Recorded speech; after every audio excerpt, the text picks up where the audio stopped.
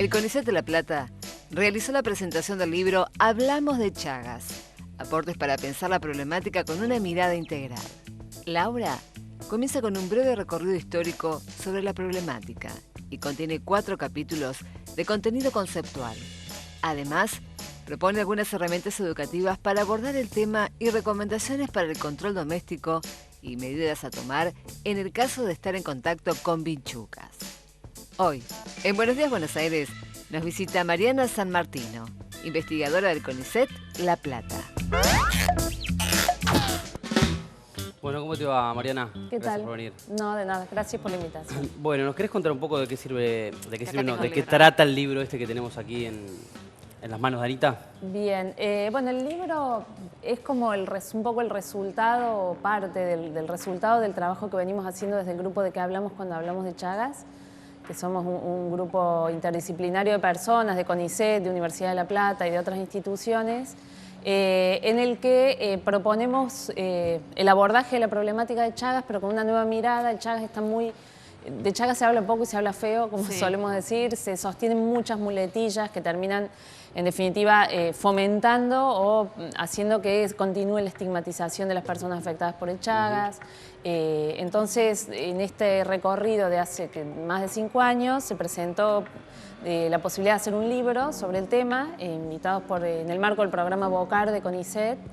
Y bueno, nos embarcamos. Fue un gran desafío pasar todas las ideas que veníamos entretejiendo, pero convertirlas en libro no es fácil. Y entonces el libro propone como esta conceptualización general de la problemática actualizada, incorporando tanto conocimiento de la vinchuca y lo biomédico, lo que más se conoce, como de las otras dimensiones que lo atraviesan. Ahora yo veo acá, dice, ¿de qué hablamos cuando hablamos de Chagas? Entonces ya quiero arrancar con esa pregunta. Claro, porque es un tema que, como vos decías, quedó fuera de la agenda, ¿no? No se habla de Chagas, aparte de la estigmatización, ¿no es cierto? Pues ya no se habla. Entonces, ¿de qué estamos hablando?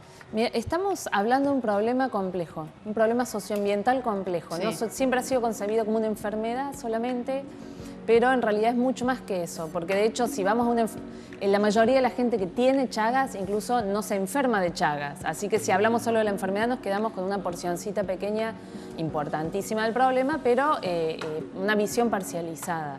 Entonces, ¿de qué hablamos cuando hablamos de Chagas? Hablamos de una enfermedad, pero también hablamos de un problema que conduce aún, a pesar de la existencia de una ley que dice todo lo contrario, pero conduce aún a la discriminación laboral en Argentina.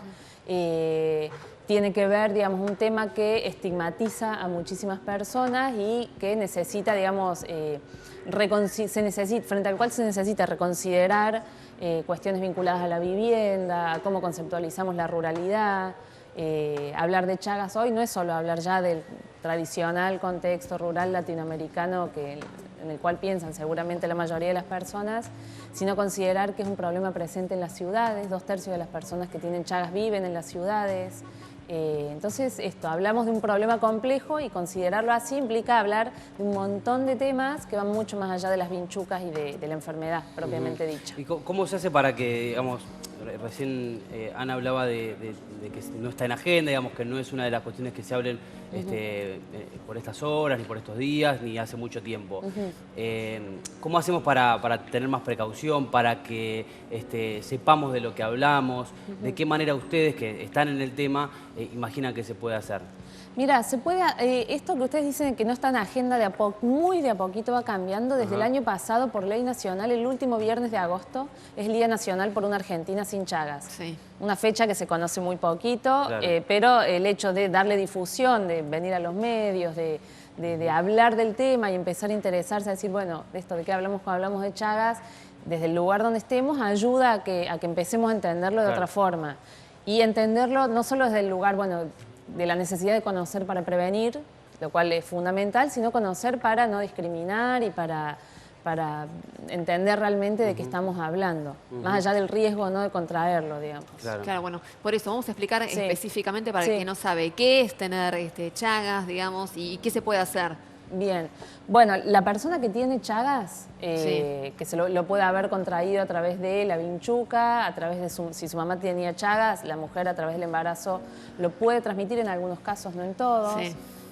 Otras vías son la transfusión de sangre, que en Argentina los bancos lo controlan, el trasplante de algunos órganos, que eso también está controlado. y la ingesta de alimentos contaminados con vinchucas o con materia fecal de vinchucas infectadas. Esas son las vías de transmisión. Si alguien ha adquirido el Chagas por alguna de estas vías, queda infectado con el parásito. La primera etapa pasa inadvertida o le puede dar fiebre o síntomas generales que se confunden con otra cosa, o nada, o no puede dar ningún síntoma. Entonces se entra en lo que se llama la etapa intermedia, que puede durar 20, 30 años o toda la vida. De 10 personas que tienen Chagas, solamente 3 pasan a lo que es la etapa crónica, la enfermedad propiamente dicha, incluso, y esto ocurre 20 o 30 años después de haber adquirido el parásito. Sí. El parásito que causa el Chagas se llama Trypanosoma cruzi.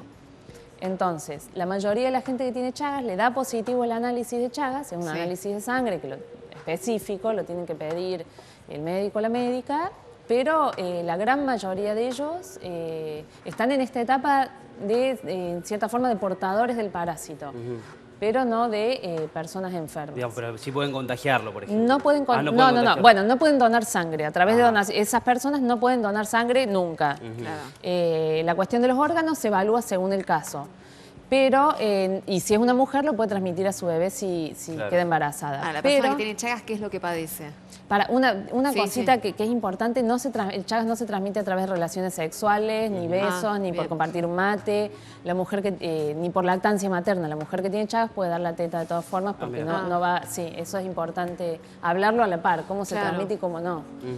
Y la persona que tiene Chagas, lo que se recomienda es que, sabiendo que tiene el análisis positivo, vaya una vez por año al médico para detectar estas alteraciones, si está dentro de esas 3 personas que va a desarrollar la enfermedad, detectar los problemas a tiempo.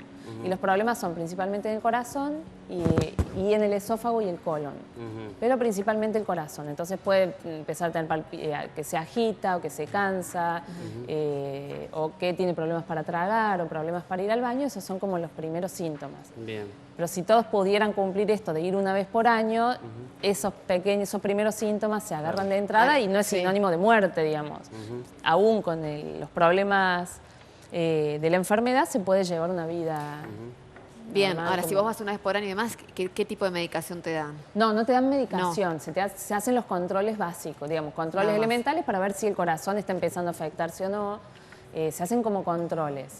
Medicación específica para Chagas se les da sin ninguna duda, a los menores de 19 años, porque los niños, digamos, mientras más pequeña es la persona o menos tiempo pasó que se contagió, más probabilidad de cura tiene. Ahí sí podemos hablar de cura o de probabilidad de cura. En los niños, en los jóvenes y en la persona que recién se contagia.